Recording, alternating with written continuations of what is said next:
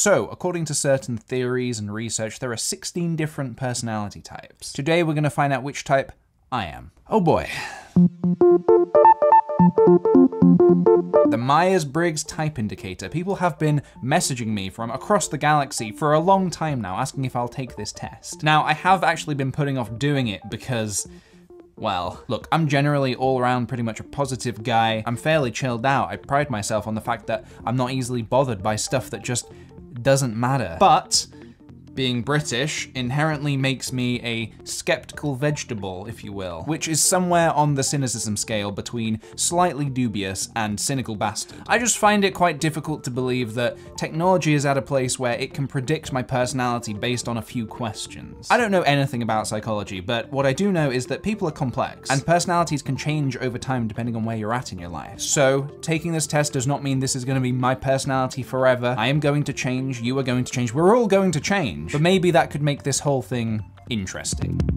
If you're not aware of what this test is, it's the Myers-Briggs Type Indicator. According to their website, it is a psychological questionnaire that can help you understand yourself and your interactions with others. And again, there is something in the back of my mind telling me, okay, sure, I feel like I've had long enough to understand myself. But I want to give it a chance because I think it could be quite interesting, maybe even give me a new perspective on myself.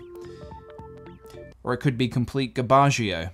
Who knows? It's so incredible to finally be understood. Take our personality test and get a freakishly accurate description of who you are and why you do the things the way you do. Hey, they don't think it be like it is, but it do. Okay, before we do the test, I want to look at the personality types. Okay, so I am immediately drawn into this. My nerdy brain is instantly stimulated by how this has been presented. It feels like I'm choosing my class in an RPG. But can you blame me? This guy's a freaking wizard. He's got a wand and everything. Can my personality be a wizard? Is this already part of the test? We haven't even got started yet and I'm already feeling something. Okay, let's take the test. Let's take a year to load the test. Neris Type Explorer. I'm a tiny planet explorer, actually. So apparently this takes less than 12 minutes. It wants me to answer honestly, and don't be neutral. Do not be neutral, PJ. Okay, here we go. You find it difficult to introduce yourself to other people.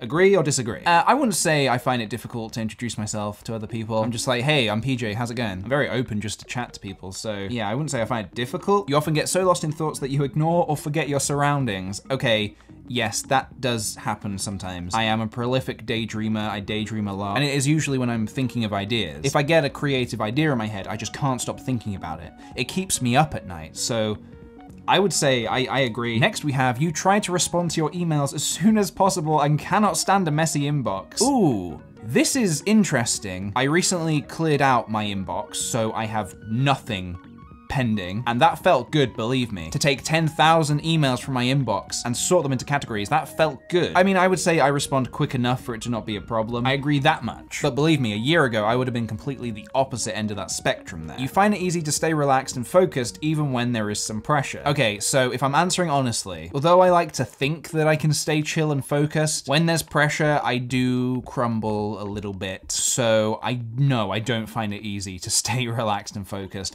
Probably this much though, because there is definitely different types of pressure, and it really depends on what kind of project I'm working on, how much time I've got, where the pressure's coming from. You do not usually initiate conversations. I agree a little bit. You rarely do something just out of sheer curiosity. No, I completely disagree, actually. I love doing things out of curiosity. I disagree with you, quiz. I'm a very curious person and I will go to great lengths to satisfy that curiosity. You feel superior to other people? No. Completely disagree.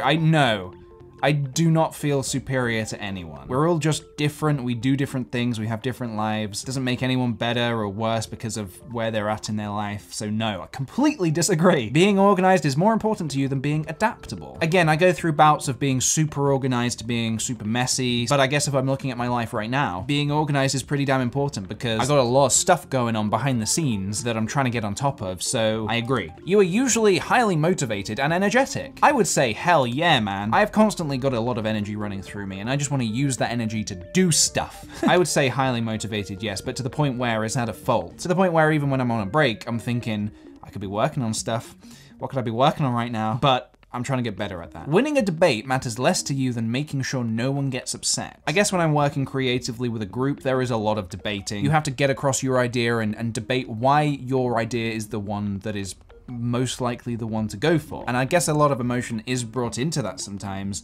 and I don't want to upset anyone. And even if sometimes I do, that is definitely not my intention. So winning the debate definitely, it matters less to me than upsetting someone. You often feel as though you have to justify yourself to other people. No, I kind of do what I want and don't really care about what other people think, so I disagree. Your home and work environments are quite tidy. I try my best to keep everything tidy, especially when I work from home. My office right now that I'm in is pretty damn tidy. Actually, I'm gonna bump that up because I find it difficult to work in environments that are messy, so I try to keep everything pretty tidy. Oh my god, we're only 20% through. Speed this up, PJ. You do not mind being the center of attention. No, I mind. Disagree, I mind. I don't like, in fact, strongly disagree. I don't really like being the center of attention. In group conversations, I don't really like talking about myself too much. I feel too conscious that it might be coming across like, hey, look at me, look at all these cool things I'm doing. You consider yourself more practical than creative. I guess I'm creative, but I use that creativity to practically make things. I think I'm gonna have to go completely neutral for this one. People can rarely upset you. Yeah, I would kind of agree with that. I'm not easily upset or bothered by things. I just try not to let stuff get to me if it doesn't really matter. Your travel plans are usually well thought out. Yeah, I like to know where I'm going, what I'm doing. Sure. It is often difficult for you to relate to other people's feelings. Sometimes, yes. Although I try to be a very caring person, I can sometimes feel quite detached from how other people are feeling. That doesn't mean I don't care about how people are feeling. I guess that's just the way I'm built, so I guess slightly disagree. Your mood can change very quickly. I wouldn't say I'm one to mood swing. No, I disagree. I strongly disagree, actually. In a discussion, truth should be more important than people's sensitivities. Yeah, slightly agree. You rarely worry about how your actions affect other people. No, I do worry about that. Like I was saying, when you're working in a group with other people, you do have to constantly think, how is what I'm about to say going to affect other people I'm working with? Your work style is closer to random energy spikes than a methodical and organized approach. No, although ideas can come spontaneously, I do try to think things out a little bit and plan things out before I start working on them. So I completely disagree, my friend. Websites can't be friends. You are often envious of others. Not really, no. I just try to concentrate on what my life's doing, so no. I think it's natural for everybody to sometimes think a little bit like, oh damn, wish I had that. But I kind of just use those little bits to motivate myself more, I guess. An interesting book or a video game is often better than a social event. Oh boy! I mean, yeah. Am I being too hasty there? No, I don't think I am.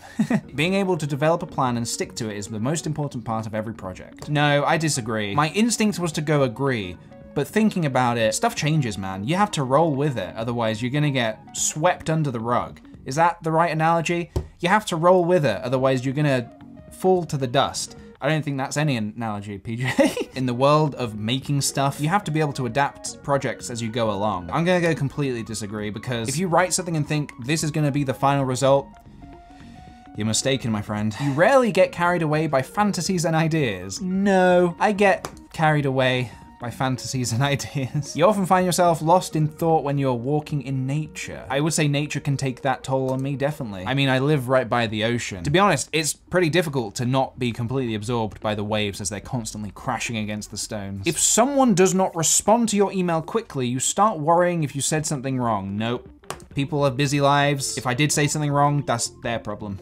As a parent, you would rather see your child grow up kind than smart. I would rather a kind child than a smart child. I feel I grew up in a more kind environment than a smart environment. Not that my family aren't smart, they're all very intelligent, but I would say their kindness outweighs their smartness. Is that the way to truthfully and politically answer that?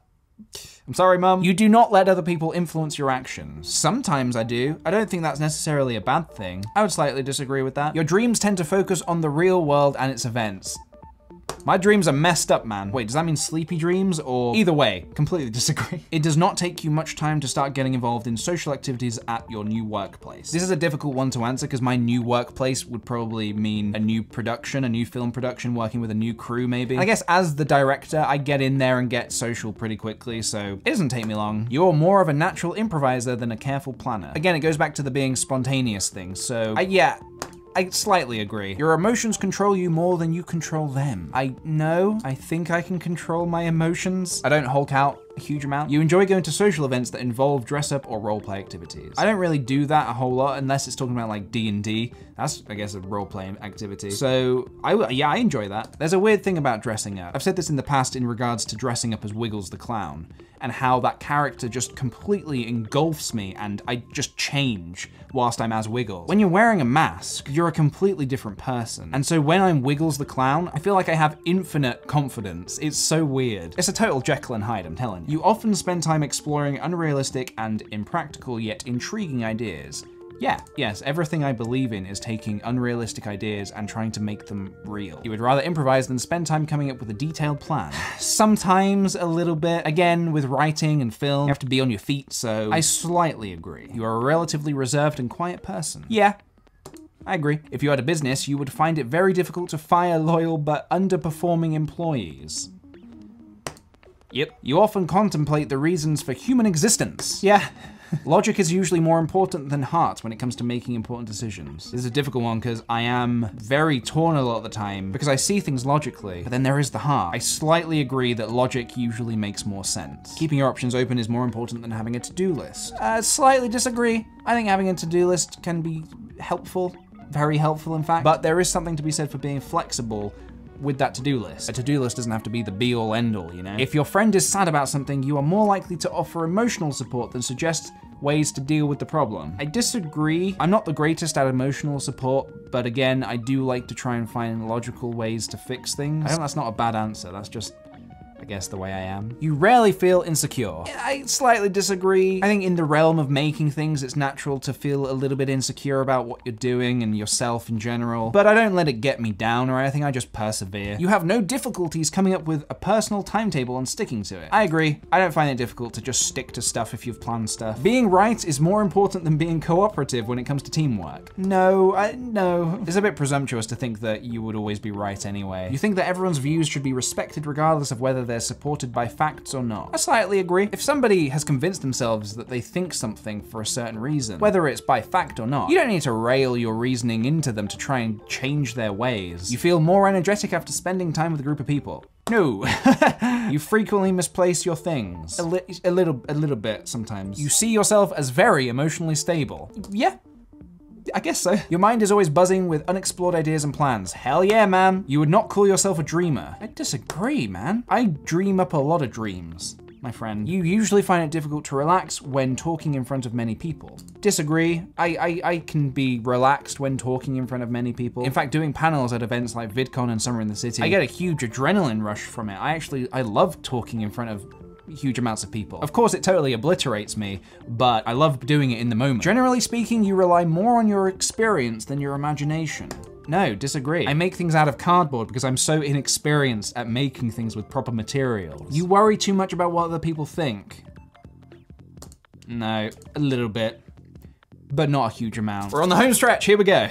If the room is full, you stay closer to the walls, avoiding the center. Interesting, that's a weird question. Completely neutral, I would say. Like, I'm not fussed about where I am in the room. I think I know where this question is coming from, but I'll just be anywhere, really. I'll be on the ceiling if I could. You have a tendency to procrastinate until there is not enough time to do everything. Slightly disagree, I'm not really a huge procrastinator. You feel very anxious in stressful situations. Yes, I guess by definition, a stressful situation can cause anxiety. You believe that it is more rewarding to be liked by others than to be powerful. Yeah, man. You have always been interested in unconventional and ambiguous things, e.g. in books, art, or movies. Hell yeah, man. I've always been into drawing and just making stuff, so totally. You often take initiative in social situations. Yeah, a little bit, I would say. If people aren't making a decision, I would say my inner director comes out and is just like, let's just do this, okay? Let's just do this. Oh, the results. I'm a wizard! Hell yeah, man. Is that a good thing? Let's find out. Your personality type is advocate. My mind is 51% introverted, 49% extroverted. So I'm slightly more introverted than extroverted. And I would say, yeah, that's about right. I would say maybe about 5 years ago, I was way more introverted, but I would say I'm definitely somewhere in between now. Energy. This trait shows where we direct our mental energy. I'm not entirely sure how accurate this one is because I am pretty observant I don't know, man. Nature. This trait determines how we make decisions and cope with emotions. I suppose that's accurate? I'm not entirely sure about that one either. Tactics. This trait reflects our approach to work, planning, and decision-making. Yeah, that's fair. I would say that's fair. Identity. This trait underpins all others, showing how confident we are in our abilities and decisions. I am 71% assertive and 29% turbulent. That's fair enough. I would say that is fair. There we go. I guess I'm a wizard now. Where do I choose my alignment, being chaotic good? Here, let me show you the right path. I'm literally Dumbledore. I just want to quickly read a little bit about this wizard dude. Quiet and mystical, yet very inspiring and tireless idealists. Is that a good thing or not? The advocate personality type is very rare, making up less than 1% of the population. I'm rare, guys. Put me on a plate, I'm rare. Advocates indeed share a unique combination of traits. Through soft-spoken, they have very strong opinions and will fight tirelessly for an idea they believe in. Yeah, that's me. Advocates will act with creativity, imagination, conviction, and sensitivity, not to create advantage, but to create balance. Hey, I know some of these advocates. Martin Luther King was a wizard. I had no idea. I like this wizard's green robes as well, because green is my favorite color. I would totally see myself wearing that. Let's have a look at some of my strengths and weaknesses. My strengths are creative, insightful, inspiring and convincing, decisive, determined and passionate, altruistic. Apparently some of my weaknesses are I'm sensitive, extremely private, I'm a perfectionist, always need to have a cause, can burn out easily. I mean, yeah, totally. Genuinely, that is me. Interesting. Well, okay, there is far more information here than I anticipated. So I think I'm gonna round the video off here and read the rest later. This was actually genuinely quite interesting. I don't know how much of it I believe. Like I said, I'm a skeptical vegetable. I don't believe in horoscopes or anything like that. But this was more interesting. I guess this has a reason for putting you in the category it does. But like I said at the beginning of the video, I may be a wizard today, but next week, I might be something else. And I think that's what's genuinely so cool about humans, is that we can change so much. The one thing that I find creepy is that at the start of this video, I was immediately drawn to the wizard. Okay, maybe it's just a coincidence, but maybe, just maybe, I am actually a wizard. Who knows? Well, I have no doubt that this video has been very long, so thank you so much for watching and joining me on this little journey. I had a total blast. I hope you guys enjoyed it as well. If you want, take the test yourself and let me know in the comments what type you get. Please give this video a thumbs up if you enjoyed it, and I will see you guys in the next video. Bye.